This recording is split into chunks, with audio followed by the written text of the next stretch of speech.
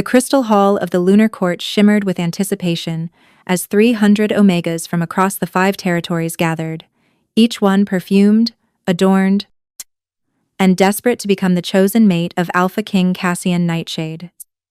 Meanwhile, Lyric, a mute servant girl, knelt in the corner, carefully mending a torn banner, her hands steady even as her heart whispered warnings she could never voice aloud. The marking ceremony happened once every generation, a sacred tradition where the reigning Alpha King would choose his mate from among the realm's most eligible omegas. Tonight wasn't just any royal gathering, it was the event that would determine the future queen of the 5 territories. And every omega with even a drop of noble blood had traveled for days, sometimes weeks, to attend. Lyric kept her eyes down as she worked, her nimble fingers weaving silver thread through the ceremonial silk. She'd learned long ago that invisibility was her greatest asset. Born without a voice, abandoned as an infant at the palace gates, she'd been raised by the palace staff and given work as soon as her hands were steady enough to hold a needle. Pertimator. Now, at 22, she was the best seamstress in the lunar court, though few knew her name, and even fewer knew her face. "Move aside, girl," a sharp voice commanded. Lyric looked up to see Lady Seraphine of the Western Peaks sweeping past, her emerald gown trailing across the floor. Lyric had just polished. The Omega didn't even glance down, too busy adjusting her bodice to notice or care that she'd knocked over Lyric's sewing basket. Lyric quickly gathered the scattered spools of thread, her cheeks burning with practiced humiliation. This was her place. This was what she knew. Across the vast hall, Alpha King Cassian Nightshade stood on the raised dais, his commanding presence drawing every eye like moths to flame.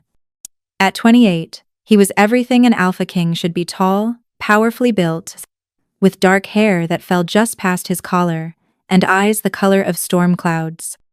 His reputation preceded him, a brilliant strategist, a fierce warrior, and unfortunately for the hopeful Omegas crowding closer, notoriously uninterested in the politics of mating bonds. "Your Majesty surely must choose tonight," urged Elder Mordecai, one of the 5 council members flanking the king. "The bloodline must continue. The territories need stability." "The territories need competent leadership," Cassian replied coolly, his gaze sweeping over the sea of eager faces below. "Not a breeding program." Elder Mordecai's jaw tightened, but he pressed on. "With respect, Your Majesty, you've refused every suitable Omega presented to you for the past 5 years. The council has been patient, but tonight you've cornered me with 300 of them at once," Cassian finished, a sardonic smile playing at his lips. "Clever. Podhasses. Clever. Podhasses. Podhasses. Podhasses. Podhasses. Podhasses." It was true. The council had grown tired of his excuses, his delays, his complete disinterest in choosing a mate. So they'd orchestrated this, a marking ceremony on such a grand scale that refusing would be a direct insult to every territory represented. Cassian's eyes continued their sweep of the room, not really seeing any of the faces that stared back at him with desperate hope. The Omegas were beautiful, certainly. Accomplished, well-bred, politically advantageous, everything a king should want, everything except interesting. His gaze snagged on movement in the far corner, a flash of copper hair, a girl kneeling on the floor, gathering something with quick, graceful movements. She wasn't dressed like the others. Her clothes were simple, a plain gray dress that marked her as palace staff, and unlike every other Omega in the room, she wasn't looking at him at all. For the first time that evening, Cassian felt genuine curiosity stir. 3 hours, he muttered to himself, echoing the sentiment of probably the only other person in the room who wasn't thrilled to be here. Just 3 hours until this circus ends. Though neither of them knew it yet, the circus was only just beginning. Lyric had learned to read Cassian Nightshade long before most people in the palace even knew she existed. It had started 5 years ago, when she was 17, and he was newly crowned after his father's sudden death. She'd been repairing tapestries in the council chamber when he'd stormed in after a particularly heated meeting. Not noticing her perched on the scaffolding above, he'd pace like a caged wolf, muttering to himself about insufferable old men and political puppetry, and she'd stayed perfectly still, barely breathing, until he'd finally left. After that, she'd seen him everywhere. In hallways where he'd paused by windows, staring out at the mountains. In the library, late at night, surrounded by strategy books and maps. In the training yard at dawn, working through sword forms with a violence that spoke of internal battles more than external ones. And he'd started seeing her too, though differently than he saw others. "You there!" Cassian's voice cut through her thoughts, and Lyric's head snapped up to find the Alpha King standing directly in front of her, having descended from the dais while she'd been lost in memory. The Omegas nearby tittered with jealousy and confusion. Why was he talking to a servant? Lyric quickly stood, dropping into a curtsy, her eyes fixed on the floor. Her heart hammered against her ribs. "That banner," Cassian gestured to the one she'd been mending. "Will it be ready before the ceremony begins?" Lyric nodded once, emphatic. "Good." He paused, and she could feel his eyes on her, studying her in that unnerving way he had. "You're the one who repaired my father's war standard last month, aren't you? The one they said was beyond saving." Another nod. Heat crept up her neck. "Impressive work," he said, and there was something in his tone, a warmth that he certainly hadn't used when addressing the Omegas vying for his attention. "What's your name?" Lyric's throat worked uselessly. "Power lips?" She looked up at him, meeting those storm-gray eyes, and touched her throat, then her lips, shaking her head slowly. Understanding flickered across Cassian's face. "You can't speak." She nodded, grateful he'd grasped it quickly. Some people took much longer, growing impatient or uncomfortable. "Can you write?" Lyric hesitated, then made a so-so gesture with her hand. She could write, but not well. Letters had been a luxury, and she'd only learned the basics from the head housekeeper who'd taken pity on her. "Process. Sign then?" Cassian asked, surprising her. Not many people knew about the hand language used by the deaf and mute communities in the Eastern Territories. Lyric's eyes widened. She signed quickly. "You know the old tongue?" A ghost of a smile crossed his face. "My mother was from the Eastern Reaches. She taught me before she died." He signed back. "What is your name?" "Lyric," she responded, the sign graceful, her hand moving from her heart to her lips, the symbol for song that cannot be sung. "Lyric," he repeated aloud, and the way he said it made something flutter dangerously in her chest. "It suits you." "Your Majesty." Elder Mordecai's voice carried across the hall, sharp with disapproval. "The ceremony is about to begin. You mustn't delay any longer." Cassian's expression shuddered immediately, the brief warmth vanishing behind his usual mask of cool indifference. But before he turned away, he signed one more thing, so quickly that Lyric almost missed it. "Stay close tonight. I may need a friendly face in this den of wolves." Then he was gone, striding back to the dais, leaving Lyric standing motionless, her hands trembling slightly as she clutched her sewing basket. "Did you see that?" she heard one Omega whisper to another. "He actually stopped to talk to a servant. How peculiar." "Probably asking her to fetch him wine," another replied dismissively. "You know how he is. Always trying to delay the inevitable." Lyric returned to her corner, but her mind was spinning. In 5 years of silent observation, she'd developed what the other servants jokingly called her gift, an uncanny ability to read people, to see the truth beneath their masks. When you couldn't speak, you learned to listen and watch with exceptional care. And Cassian Nightshade, for all his reputation as a cold, disinterested king, had looked at her with something she'd never seen him direct at anyone else. Genuine recognition. Not of her status or usefulness, but of her as a person. It was dangerous, she knew, to let that recognition mean anything. He was an Alpha King.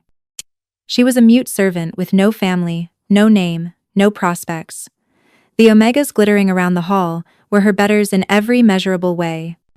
But her heart, traitorous thing that it was, had already begun to hope. The marking ceremony began with all the pomp and grandeur expected of such an occasion. Elder Mordecai stood at the center of the dais, his voice ringing through the crystal hall as he recited the ancient words of the bonding ritual.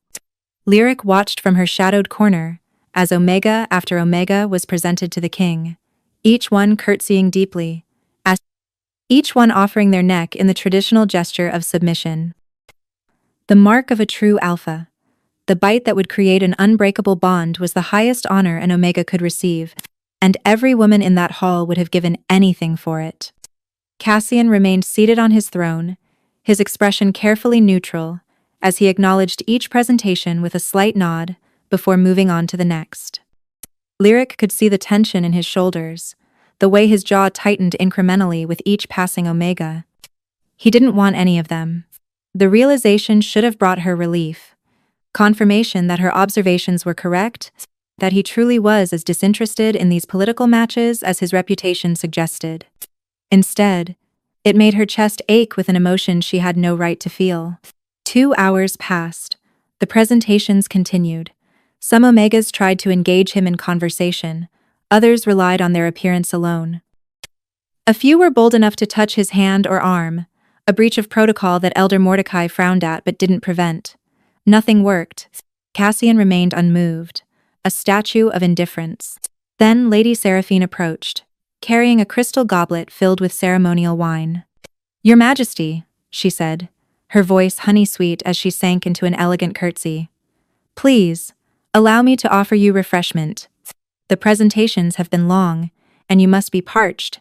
It was a calculated move, presenting herself as nurturing and attentive, qualities supposedly desired in a queen. Cassian regarded the goblet for a moment, then accepted it with a slight inclination of his head.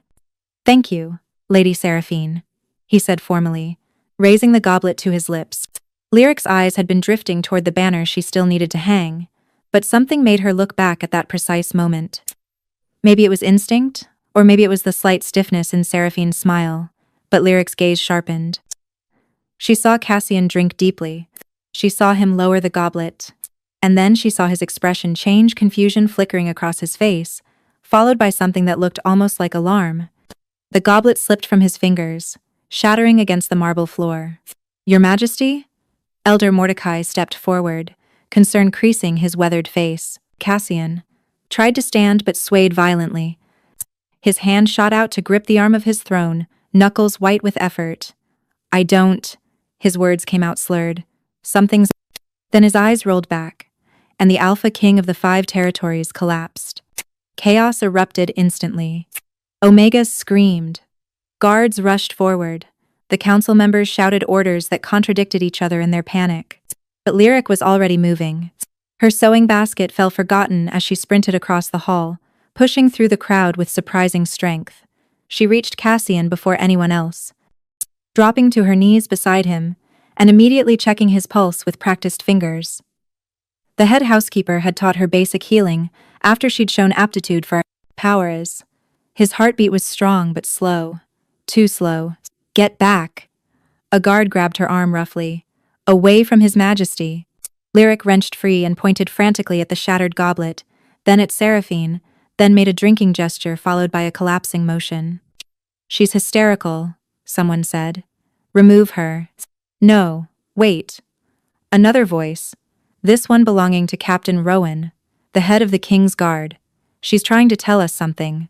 "The wine, check the wine." A healer finally arrived, an elderly woman named Mistress Adeline, who knelt beside Cassian and began her examination. Lyric stayed close, her hands hovering uselessly, wanting desperately to help but not knowing how. "Poison?" Captain Rowan asked grimly. "No," Mistress Adeline said after a moment. "His vitals are stable. This is something else. Something magical." She looked up at the crowd. "Who gave him that wine?" All eyes turned to Lady Seraphine, who had gone pale as fresh snow. I didn't," she stammered, taking a step backward. "It was just ceremonial wine. I wouldn't." "Seize her," Captain Rowan commanded. As guards moved to comply, Lyric looked down at Cassian's face. Even unconscious, even vulnerable, he was striking. And for just a moment, with his defenses completely gone, she thought she saw something she'd only ever glimpsed in stolen glances and brief encounters. Loneliness. A loneliness that matched her own. "Wake up," she thought desperately, her hands clenching into fists against her thighs. "Please wake up." But the Alpha King remained silent and still, and Lyric's voiceless prayer went unanswered. The king's private chambers had been transformed into a command center within minutes. Cassian lay on his massive bed, still unconscious, while guards stood at every entrance, and council members argued in increasingly frantic tones. Lyric had been swept along in the chaos, her protests signed frantically, but unnoticed ignored, as Mistress Adeline had insisted she stay close. "You were the first to reach him," the healer had said. "You may have noticed details others missed." Now Lyric stood pressed against the wall, trying to remain invisible while her mind raced. She'd picked up the shattered goblet pieces before being ushered out of the crystal hall, and now she studied them carefully, sniffing delicately. Beneath the wine's rich aroma was something else, something floral and sickeningly sweet, with an underlying bitterness that made her nose wrinkle. "Explain yourself!" Elder Mordecai's voice boomed as Lady Seraphine was dragged into the chamber, flanked by guards. "I'm innocent," Seraphine cried, tears streaming down her face. "I would never harm His Majesty. I love him." "Love?" Captain Rowan's voice was ice. "This is your definition of love." "No, you don't understand." Seraphine's composure cracked completely. "It's not poison, it's a bonding elixir." From the northern covens. It was supposed to help him recognize his true mate. The room fell silent. A bonding elixir. Mistress Adeline repeated slowly, her expression shifting from alarm to grim understanding. "Oh, you foolish girl. Do you have any idea what you've done?" Seraphine faltered. "I was told it was harmless, that it would simply help him see clearly, help him recognize which Omega he was truly meant to bond with. That's all." "Who told you this?" Elder Mordecai demanded. "Ambassador Thrace, from the Northern Territories," Seraphine admitted. "He said his king wanted to help facilitate a successful match, to strengthen alliances between our territories. He gave me the elixir, and told me to slip it into His Majesty's wine during the ceremony." Captain Rowan swore viciously. This was a plot. The Northern King orchestrated this. "But why?" another council member asked. "What does King Valdis gain from this?" Mistress Adeline stood from where she'd been examining Cassian, her expression grave. "If I'm correct about which elixir was used and given the symptoms, I believe I am then King Valdis gains quite a lot." She turned to address the room. "A bonding elixir doesn't work the way Lady Seraphine was told. It doesn't help an alpha see clearly. It puts him into a deep sleep, a magical stasis, until he's awakened by his true mate's mark." "His true mate's mark?" Elder Mordecai paled. "You mean—" "A bite," Mistress Adeline confirmed. "The bonding bite that creates the mate bond. The alpha must be bitten by the omega he's truly destined for. Only then will he wake." Lyric's hands clenched around the goblet shards, her heart sinking. "So we simply need to determine which omega is his true mate and have her bite him?" One of the younger council members said, almost relieved. "That's manageable." "Is it?" Mistress Adeline's voice was sharp. "Tell me, how do you propose we determine which of the 300 omegas gathered here tonight is the king's true mate?" True bonding is rare enough. Most wolves never find their destined match. And even if His Majesty's true mate is here, she would have to feel the bond strongly enough to successfully wake him. Pasa, the bite must be genuine, driven by real recognition and desire. The implications settled over the room like a suffocating blanket. "We'll have them all try," Captain Rowan said finally. "Every omega who attended the ceremony. One of them must be the right one." Paused. "And if none of them are?" Elder Mordecai asked quietly. No one had an answer. "There's more," Mistress Adeline added, her voice heavy. "According to the ancient texts on bonding elixirs, if His Majesty isn't awakened within 3 days, the sleep becomes permanent. His body will continue to function, but his mind will be lost, trapped in an endless dream. He'll be alive but gone. 3 days." Lyric's breath caught in her throat. 3 days to find Cassian's true mate among 300 omegas, or lose him forever. "Then we begin immediately," Captain Rowan Akai declared. "Captain Rowan, gather every omega who attended the ceremony. We'll start the trials at once." As the room erupted into organized chaos, Lyric looked down at Cassian's peaceful face. In sleep, he looked younger, the weight of kingship temporarily lifted. She remembered the way he'd smiled at her earlier, the warmth in his eyes when he'd signed her name. Stay close tonight, he'd told her. I may need a friendly face. She hadn't known how prophetic those words would be. A hand touched her shoulder, making her jump. Mistress Adeline stood beside her, her expression kind but searching. You were the first to reach him, the healer said quietly. And you tried to warn us about the wine. How did you know? Lyric hesitated, then signed slowly. Her smile was wrong, forced, and I could smell something in the wine. You could smell it? Mistress Adeline's eyebrows rose. From across the room? Lyric nodded. She'd always had an unusually keen sense of smell, a compensation for her lack of voice, perhaps. It was another reason she was so good at her work. She could identify dyes and fabrics by scent alone. Remarkable, the healer murmured. Then, with a gentle pat on Lyric's shoulder, stay close, child. Something tells me you may be needed before this is over. Lyric wanted to ask how, wanted to protest that she was nobody, nothing, certainly not someone who belonged in a king's chamber during a crisis. But she had no voice, and perhaps no right to question. So she simply nodded and returned to her place against the wall, watching and waiting as the desperate search for Cassian's true mate began. The trials began within the hour. The king's chambers had been closed off to all but essential personnel. But the antechamber had been converted into a waiting area where Omegas lined up, each one desperate for the chance to be the one who would wake the Alpha King. Lyric had positioned herself near the doorway, ostensibly to assist Mistress Adeline, but really because the thought of leaving Cassian's side felt impossible. She'd been given a simple task: observe each Omega as they entered and exited, note any changes in the king's condition. What she was really doing was torturing herself. The first Omega to enter was Lady Seraphine herself. Despite her role in the disaster, she'd convinced the council to let her try, insisting through desperate tears that she truly loved the king, that perhaps she was his destined mate, and that's why the elixir had called to her to administer it. Lyric watched through the partially open door as Seraphine approached the bed, leaned down, and pressed her mouth to Cassian's neck. Not a true bonding bite. Those required the partial shift that brought out an Omega's fangs, but a kiss to the traditional marking spot. Nothing happened. Seraphine tried again, this time allowing her fangs to descend, placing them against Cassian's skin with gentle pressure. Still nothing. The king remained deeply asleep, his breathing unchanged. Next, Captain Rowan said firmly, pulling Seraphine away as she dissolved into sobs. The second Omega tried, then the third, then the 10th. Each time, Lyric felt something twist in her chest. It was irrational, she knew, to feel this sharp stab of jealousy, watching Omega after Omega put their mouths on Cassian's skin. He was unconscious. This was about saving his life, not romance. But her heart didn't seem to care about logic. This is taking too long. Elder Mordecai fretted after the 20th unsuccessful attempt. At this rate, we'll never get through all 300 in 3 days.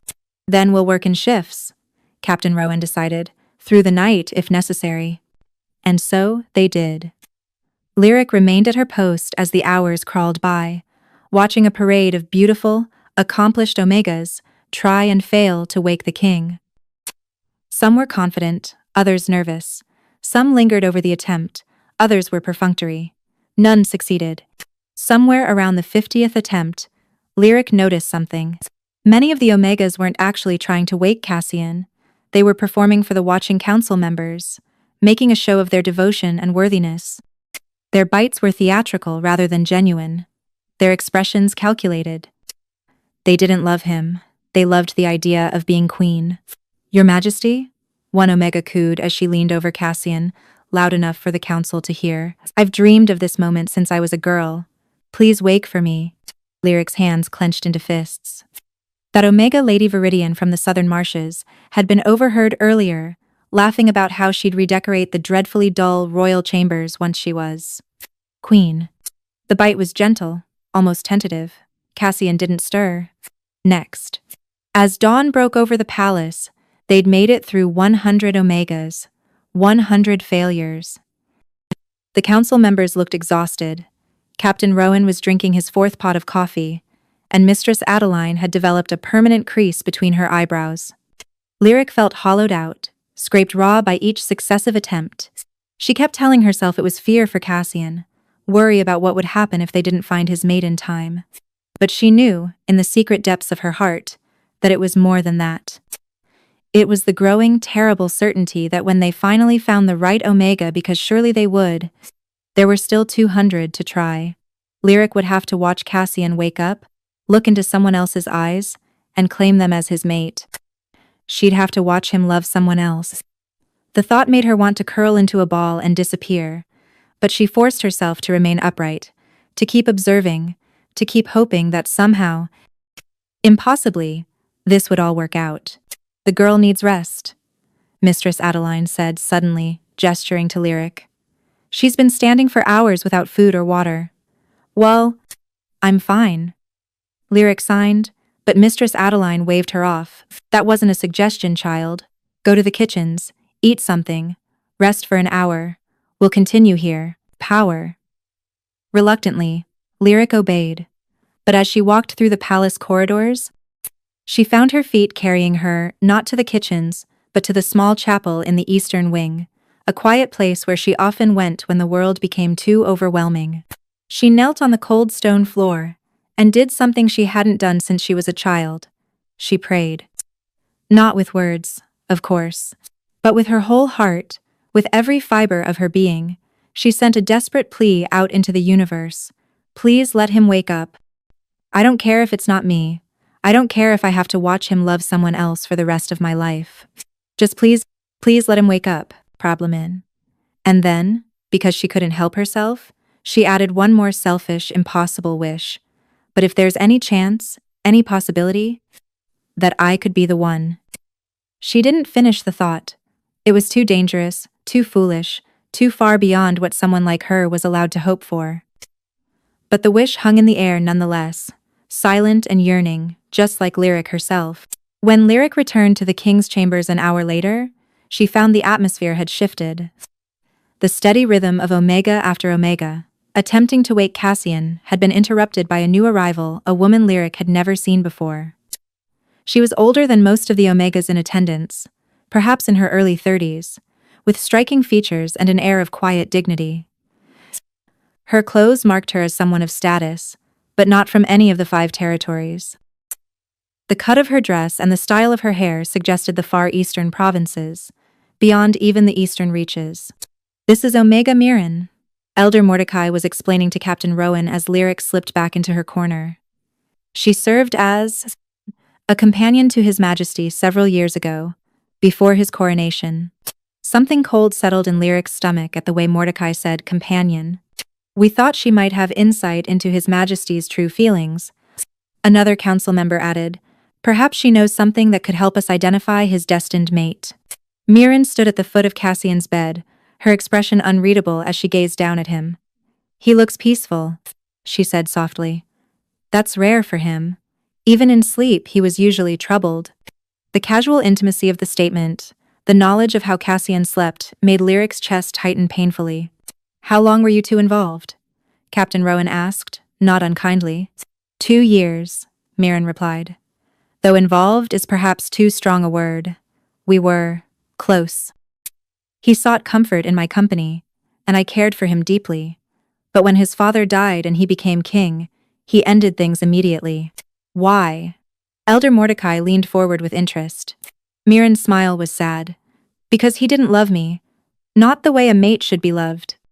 He was honest about that from the beginning. He made no promises, offered no bond. And when duty called, he answered. That's who Cassian is. She turned to face the council members directly. You want to know who his true mate might be? I can't tell you that.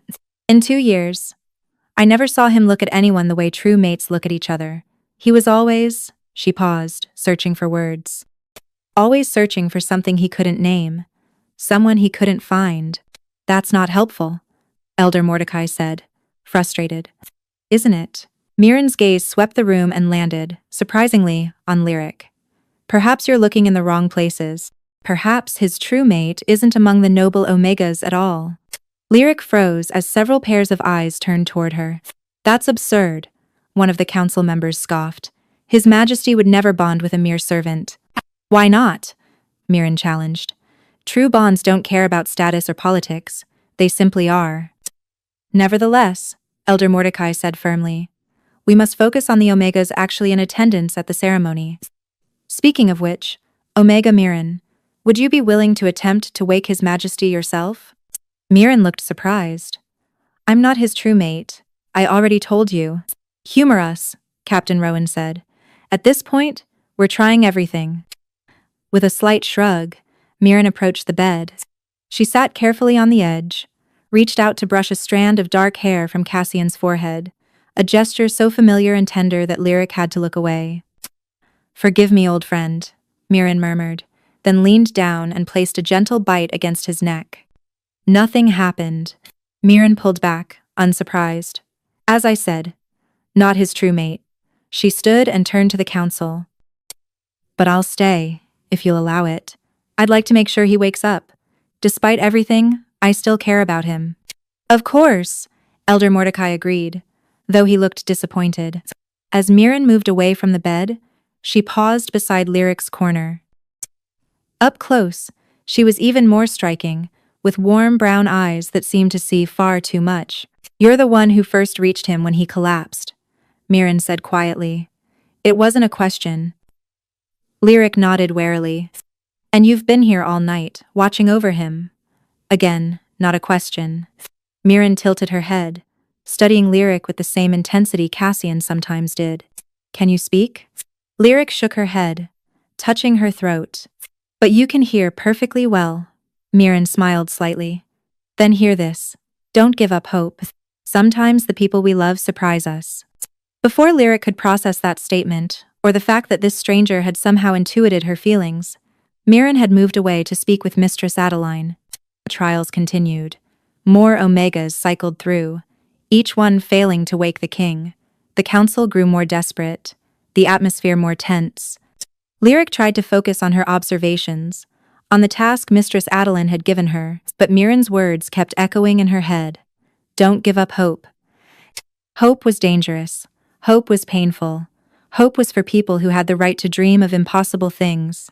But despite everything, despite all the reasons she shouldn't, Lyric found she couldn't quite extinguish the small, stubborn flame that had kindled in her chest.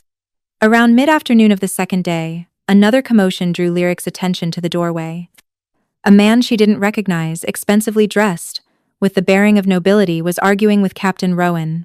I demand to see Lady Seraphine immediately, the man was saying, his voice carrying an accent from the Northern Territories. I am Ambassador Thrace, and I have diplomatic immunity. You have nothing, Captain Rowan growled, except a cell waiting for you. You orchestrated an attack on our king. An attack? Thrace looked genuinely shocked. I did no such thing. I merely provided Lady Seraphine with a harmless bonding aid. That's put His Majesty in a magical coma, Captain Rowan finished. Guards, take him. As Thrace was dragged away, still protesting his innocence, Elder Mordecai turned to the remaining council members with a grim expression. We need to question him thoroughly. If King Valdis of the Northern Territories orchestrated this as an act of war, or as revenge, another council member interjected. Remember, His Majesty rejected the Northern Princess rather publicly last year. Lyric's mind raced. This was more than just a bonding elixir gone wrong. This was politics, revenge, possibly even an act of war. And Cassian was caught in the middle, helpless and vulnerable. The weight of it all pressed down on her. 300 Omegas, and none of them his true mate. Political conspiracies and diplomatic incidents. Time running out with each passing hour. And Lyric, voiceless and powerless, could do nothing but watch and hope and pray that somehow, someone would find a way to bring Cassian back. The interrogation of Ambassador Thrace took place in a secure room adjacent to the king's chambers, and though Lyric had no official reason to be present, no one thought to exclude her. She'd become a fixture in the background, easy to overlook and easier to forget. Which meant she heard everything. I'll ask you one more time. Captain Rowan's voice was dangerously soft. Did you know the true effects of the bonding elixir you gave to Lady Seraphine? Thrace, his earlier bluster deflated by hours of interrogation, slumped in his chair. I knew it would put him to sleep. He admitted finally, I knew about the true mate condition. But I swear on my life, I was told he would wake within 3 days regardless. That the sleep was temporary. Who told you that? Elder Mordecai demanded. My king, King Valdis. Thrace looked between them desperately. He said it was harmless. A way to force Alpha King Cassian to confront his own feelings, to stop hiding behind his reputation, and actually choose a mate. When he woke without anyone successfully awakening him, he'd be humiliated, yes, but unharmed. That was the plan. And you believed him? Mistress Adeline, who had joined the interrogation, looked incredulous. An ancient bonding elixir, harmless? King Valdis showed me texts, documentation from the Northern Covens themselves, Thrace insisted. They specified a 3-day limit. Process. After that, the subject wakes on their own, unharmed but thoroughly embarrassed that no one loved them enough to break the spell. Captain Rowan exchanged a look with Elder Mordecai. He lied to you. What? Thrace paled. Quote, the texts we have, Mistress Adeline said quietly, indicate that after 3 days, the sleep becomes permanent, not temporary. Your king sent you here with a weapon, Ambassador, whether you knew it or not. Thrace looked like he might be sick. But why? What does he gain from permanently incapacitating Alpha King Cassian? Chaos, Elder Mordecai said grimly. The 5 territories without a functioning king would destabilize the entire region. And with King Cassian unable to rule but technically still alive, we couldn't even crown a successor. Potus. We'd be trapped in political limbo, vulnerable to invasion or annexation. By the Northern Territories, Captain Rowan finished. Your king isn't just seeking revenge for his daughter's rejection. He's making a play for power. Thrace buried his face in his hands. I didn't know. I swear, I didn't know. Lyric believed him. She could see the genuine horror in his expression, smell the acrid fear sweat that had broken out on his skin. He'd been used, just as Lady Seraphine had been used pawns in a larger game. There's more, Mistress Adeline said, pulling out an ancient leather-bound tome. I've been researching the specific elixir used, and I found something troubling in the old texts. Everyone leaned forward. The true mate condition, she continued, is more specific than we initially understood. It's not enough for someone to simply be the king's destined mate, if such a person even exists. The Omega must not only recognize the bond but must claim it willingly, with full knowledge of what they're doing. She paused. And there's another condition we missed. The Omega must be unpromised. Unpromised? Elder Mordecai frowned. Unmated, unbonded, and without any formal courtship agreements, Mistress Adeline clarified. The magic requires absolute freedom of choice. A heavy silence fell over the room. That eliminates at least 50 of the Omegas still waiting to try, Captain Rowan said slowly. Many of them have informal courtship arrangements with other alphas. They came to the ceremony hoping to trade up, so to speak, but they're not truly free. Which means, Elder Mordecai added, voice tight with stress, we've wasted hours on Omegas who could never have worked anyway. We'll need to screen the remaining candidates, Captain Rowan decided. Only truly unpromised Omegas will be allowed to continue the trials. As the interrogation wrapped up and Ambassador Thrace was led away to a cell, Lyric slipped back into the king's chambers. The afternoon sun was slanting through the tall windows, painting Cassian's still form in golden light. 2 days gone. 1 day remaining. Mirren sat in a chair near the bed, having appointed herself an unofficial guardian. She looked up when Lyric entered and patted the chair beside her. Lyric hesitated. Then Saturday? You heard? Mirren asked quietly. Lyric nodded. It's worse than we thought. Then, Mirren turned back to Cassian. A political plot, not just a personal revenge. And the condition about being unpromised. She trailed off, then looked at Lyric with sudden intensity. You're unpromised, aren't you? Lyric flushed, signing quickly. I'm a servant. No one would promise themselves to me. Passers. That's not what I asked. Yes, Lyric admitted. I'm unpromised. But I'm also not. She struggled for the sign, then made a gesture that encompassed the room full of noble Omegas. I'm not like them. I don't belong here. How fen. Maybe that's exactly why you do belong here, Mirren said cryptically. Tell me something when you look at him. What do you feel? Lyric's hands trembled as she signed. I feel like I can't breathe. Like the world is too bright and too dark at the same time. Like if he never wakes up, something in me will break that can never be fixed. Mirren smiled, sad and knowing. That's what I thought. She reached over and squeezed Lyric's hand. Don't let fear make your choices for you, child. Some opportunities only come once. Before Lyric could ask what she meant, Elder Mordecai entered with a new list. We've identified 73 Omegas, who are confirmed, unpromised, and eligible to continue the trials, he announced. We'll begin immediately with this new information. As the trials resumed with fresh urgency, Lyric watched Omega after Omega approach Cassian's bed. Each one was beautiful, accomplished, well-bred. Each one was everything a queen should be.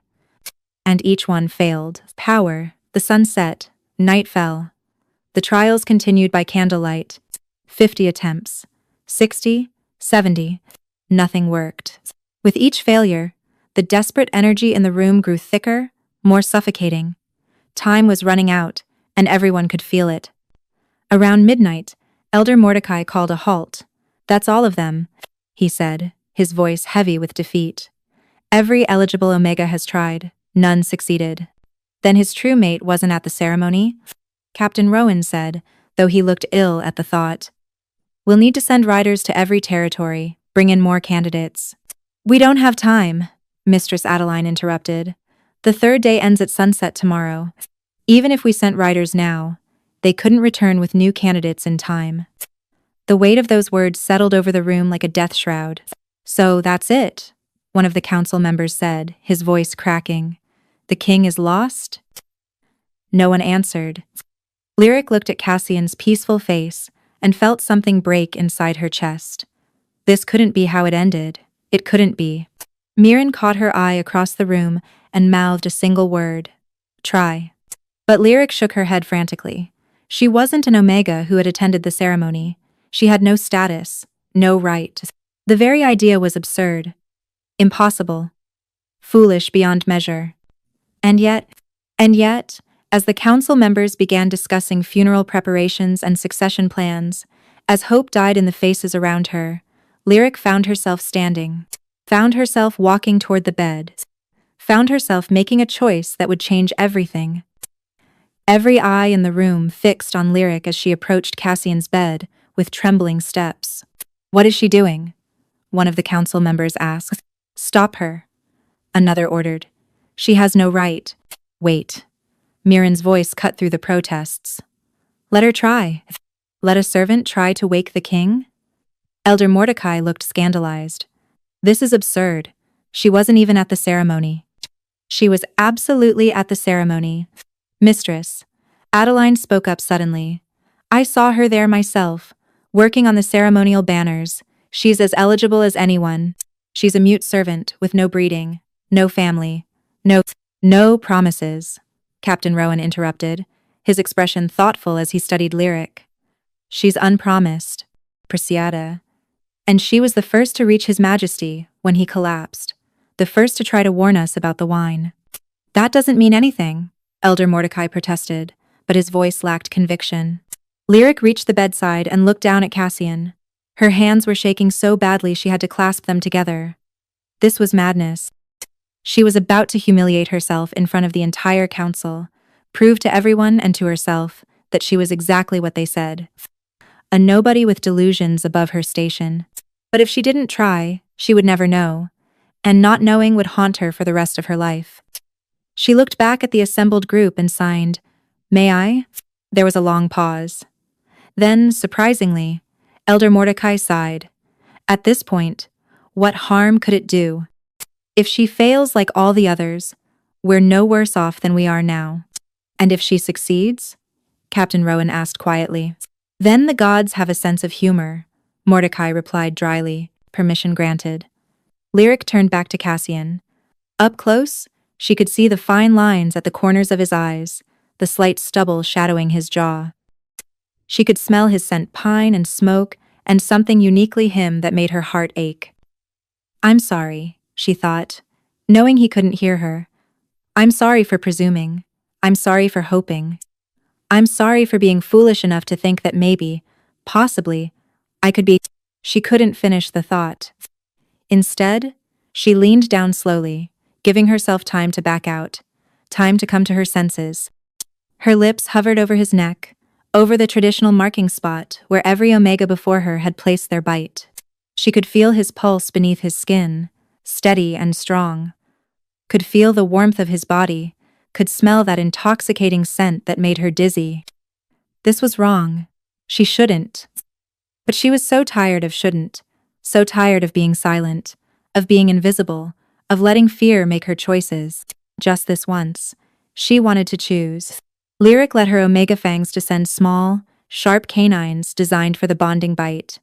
She placed them carefully against Cassian's skin, right over his pulse point. And then she paused.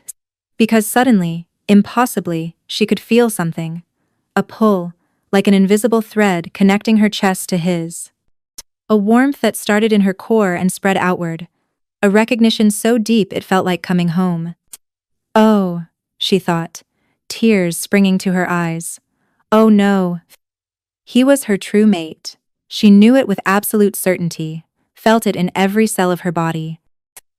The bond was there, had probably been there for years, just waiting for them both to recognize it. Which meant that when this didn't work because it wouldn't, it couldn't. She was nobody, and he was a king. She would spend the rest of her life knowing exactly what she'd lost. But she'd come this far. Lyric closed her eyes, let herself feel the bond pulling taut between them, and bit down. Not hard enough to break skin. Bonding bites were more symbolic than damaging, but firm enough to mark, to claim, to say with her body what her voice never could. You are mine and I am yours, and I choose this even knowing it will break me. For a heartbeat, nothing happened. Then, wait, Mistress Adeline gasped. His pulse. Lyric felt it before anyone announced it, felt Cassian's heartbeat accelerate beneath her lips, felt his chest expand with a deeper breath, felt the bond between them suddenly pull tight, then settle into place with a rightness that made her knees weak. She pulled back, eyes wide, hardly daring to hope. Cassian's eyes fluttered, opened. Those storm-gray eyes she'd memorized over 5 years of stolen glances, focused slowly, tracking across the ceiling before landing on her face. Lyric? His voice was rough with sleep, confused but alert. What? He tried to sit up. Captain Rowan rushed forward to help him, and the room erupted into chaos. Your Majesty. He's awake, praise the gods. But Lyric barely heard any of it. Because Cassian's hand had shot out and caught her wrist before she could step away, and he was looking at her with an expression she couldn't read. Shock. Wonder. Something that looked almost like recognition. You, he said, his grip tightening. It was you. Lyric tried to pull away, panic rising in her chest. She'd done it. She'd woken him. Which meant everyone now knew that she was his true mate. And the humiliation and impossibility of that fact was crashing down on her with crushing weight. She wrenched her wrist free and ran. Behind her, she heard Cassian call her name, heard footsteps starting to follow, heard Mistress Adeline say something about giving her a moment. But Lyric didn't stop. She ran through the corridors, down servant stairs, through passages only palace staff knew, until she reached the only place she'd ever felt truly safe, the small sewing room in the eastern tower. Where she did her work. She slammed the door behind her, slid down to the floor, and finally let herself break. Silent sobs racked her body as the full weight of what had just happened crashed over her. She'd woken him. She was his true mate. And now everyone knew the council, the court, probably half the palace by now. She was a mute servant, who had just been revealed as the true mate of the Alpha King. There was no world in which this ended well. The bond in her chest pulled tight, urging her to go back, to go to him. But Lyric wrapped her arms around herself and stayed exactly where she was, too afraid to face what came next. Lyric had been hiding in her sewing room for 3 hours, when the door finally opened. She looked up, expecting Mistress Adeline or perhaps Mirren. Instead, Cassian himself stood in the doorway, still wearing the formal clothes from the ceremony, now rumpled from sleep. Her heart jumped into her throat. She scrambled to her feet, pressing herself against the far wall as if she could disappear into it. "Don't," Cassian said quietly, holding up a hand. "Don't run again, please." Lyric stayed where she was, but only because her legs felt too unsteady to carry her. She watched warily as he stepped into the small room, having to duck slightly under the low doorframe. He looked around at her workspace, the neat stacks of fabric, the organized spools of thread, the half-finished banner stretched across the frame. "I had to threaten to fire half the palace staff before someone finally told me where you'd gone," he said, a slight smile playing at his lips. "Apparently your hiding spots are legendary." Lyric said nothing, because she couldn't. She just stared at him, drinking in the sight of him awake and whole and alive, even as dread pooled in her stomach. "We need to talk," Cassian continued, moving closer. "About what happened. About what you did." Lyric flinched. Here it came. The polite rejection, the explanation that true mate bonds were all well and good, but reality was more complicated. That he was grateful she'd saved his life, but a king couldn't actually bond with a servant, couldn't make someone like her his queen. She'd known this was coming, had known from the moment she ran, but knowing didn't make it hurt any less. Instead of speaking, Cassian did something unexpected. He signed, "Why did you run?" The question, asked in her own language, made Lyric's eyes burn with tears. She signed back, "Because I'm a servant and you're a king, and this is impossible." "Why is it impossible?" "Because," she struggled for the signs, her hands moving frantically, "because the council will never accept it. Because you need someone who can speak, who can be a proper queen. Because I have no family, no status, nothing to offer you politically. Because everyone will say you only bonded with me out of necessity, not choice." "And what do you think?" Cassian asked aloud, still watching her hands intently. "Do you think I bonded with you out of necessity?" Lyric hesitated, then signed, "I think the bond was there already. I felt it when I bit you. It was already there, waiting. So maybe it wasn't necessity, but it wasn't choice either. It just was. Just was." Cassian repeated softly. He took another step closer, now within arm's reach. "Can I tell you what I think?" Lyric nodded mutely at Cassian. "I think," Cassian said, "that I've been watching you for 5 years. I think every time I walked into a room, my eyes searched for copper hair and careful hands. I think I learned your schedule without meaning to. Found excuses to be in corridors I knew you'd be working in. I think I memorized the way you tuck your hair behind your ear when you're concentrating, the way you bite your lip when you're thinking through a problem." Lyric's breath caught. "I think," Cassian continued, his voice dropping lower, "that I told myself it was just attraction, that I was drawn to you because you were different, because you didn't fawn over me like the others. But watching you tonight, seeing you stand up when everyone else had given up, feeling that bond snap into place," he shook his head.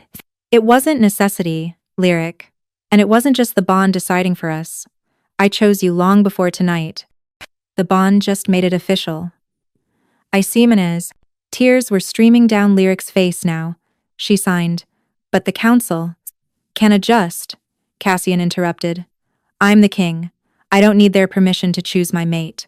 But I can't speak. I can't fulfill the duties of a queen. I can't—" "You spent an entire night protecting me and managing a crisis situation without saying a single word," Cassian pointed out. "You coordinated the screening of 300 Omegas.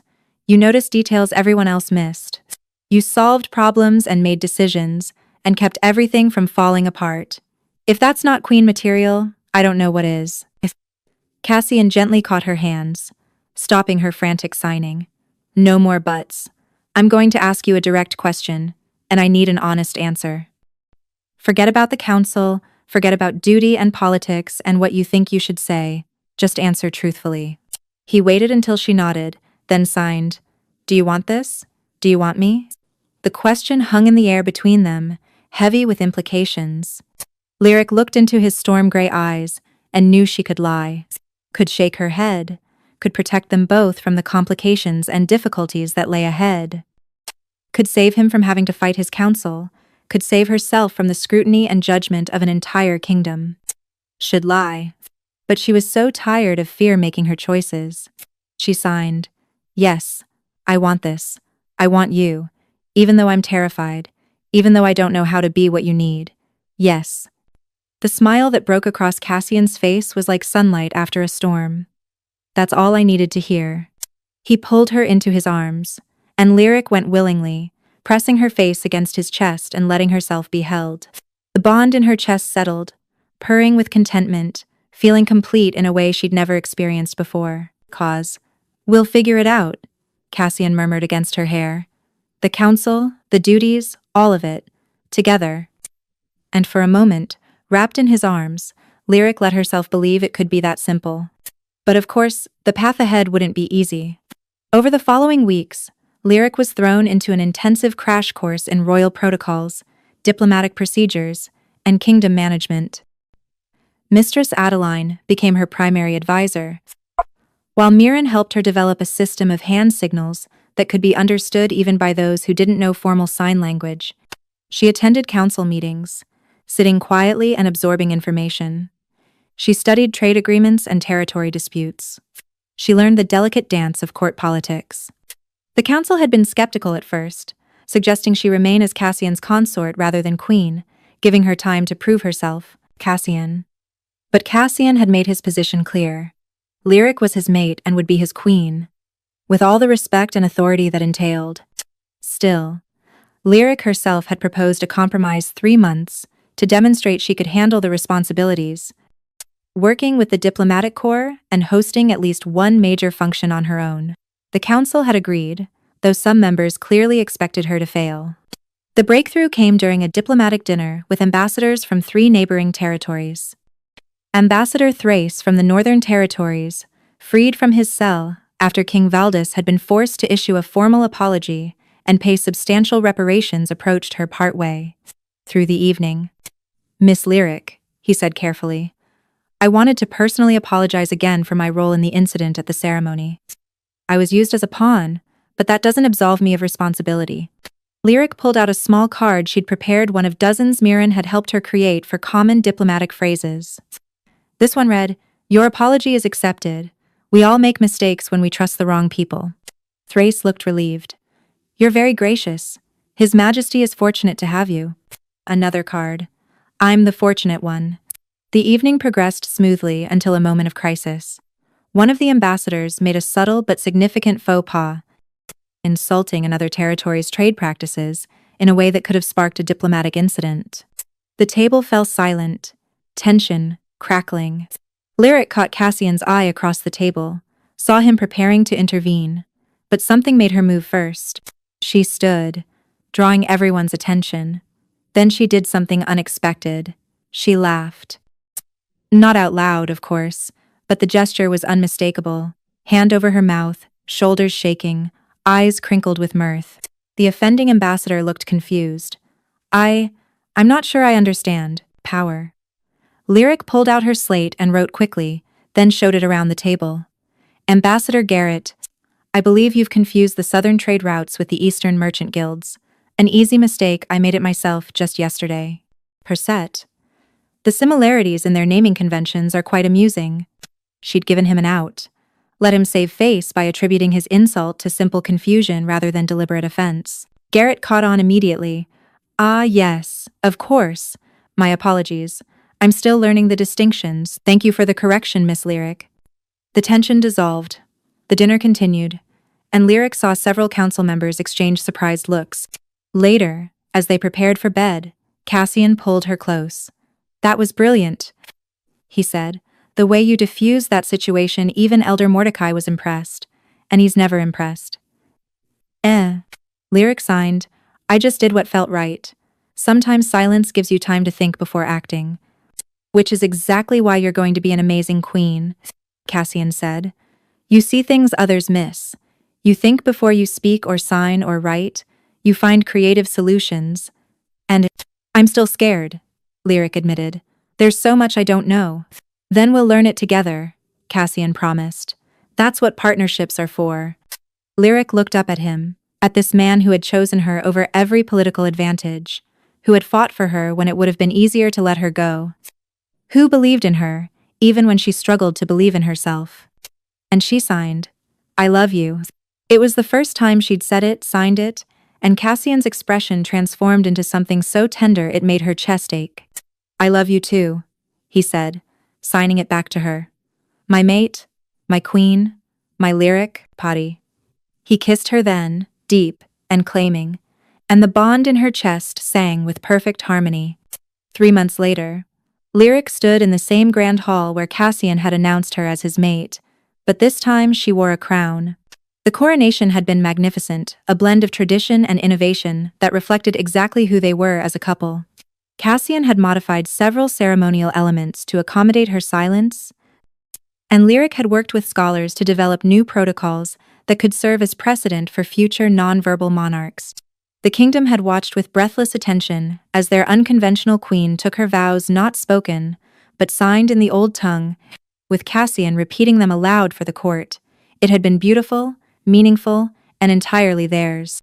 Now, hours after the ceremony, most of the guests had departed.